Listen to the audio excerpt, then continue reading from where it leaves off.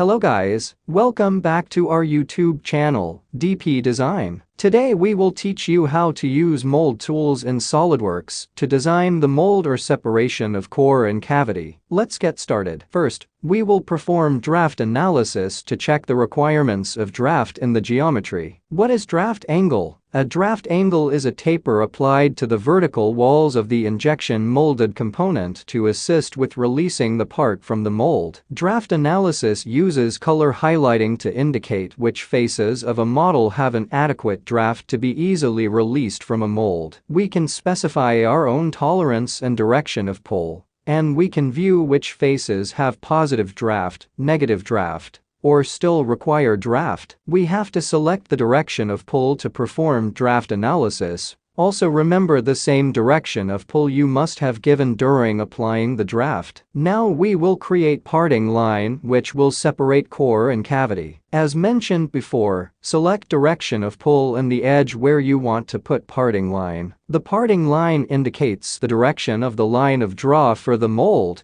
or the point where you can separate the two halves of the mold to release the part without damage. Usually, the parting line is down the middle of the part, but this varies due to part geometry. Now we will use shut-off surface to patch the open geometry. A shut-off surface closes up a through hole by creating a surface patch along a parting line or edges that form a continuous loop. You can create shut-off surfaces before or after you create parting lines in a model. A shut-off surface closes up a through hole by creating a surface patch along one of the following. First, edges that form a continuous loop. Second, a parting line you previously created to define a loop. Now we will create parting surface for this part, which will be used to separate core and cavity. Select the parting surface and create a surface. To be able to remove a part out of its mold safely and without damage, you need a parting surface. Now we will use tooling split to separate the core and cavity, selecting the sketch on the planar surface to create the blocks for further operation. Do exit the sketch, and you will see the core and cavity separation. There you go.